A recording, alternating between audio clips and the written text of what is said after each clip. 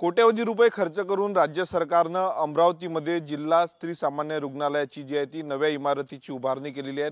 200 खाटाचं हे अत्याधुनिक असं रुग्णालय आहे।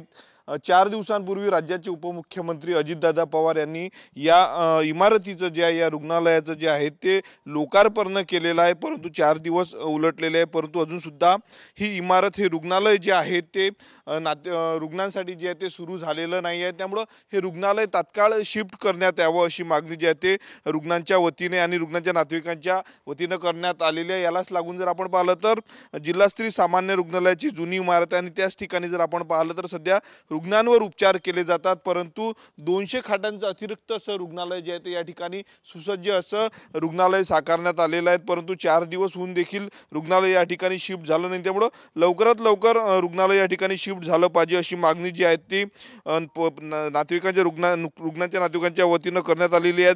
आपण जर पाहिलं तर डफरीन रुग्णालयात दरवर्षी आणि रोज जिल्ह्याभरातील शेकडो गर्भवती महिला प्रसूतीसाठी दाखल होत असतात। जिल्ह्यातील हे एकमेव रेफर सेंटर असल्यामुळे ग्रामीण भागातून या ठिकाणी मोठ्या प्रमाणावर जे आहेत ते महिला उपचारासाठी येत असतात।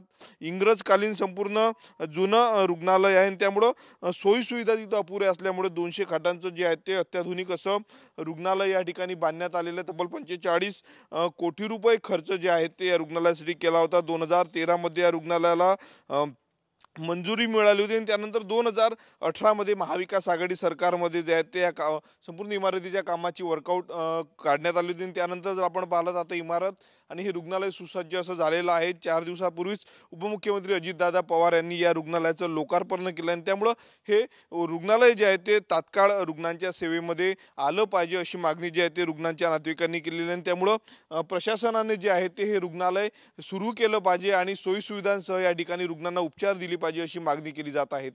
कॅमेरामन अनिकेत दहातोंडेसह मी स्वप्नील उमप, TV9 मराठी, अमरावती।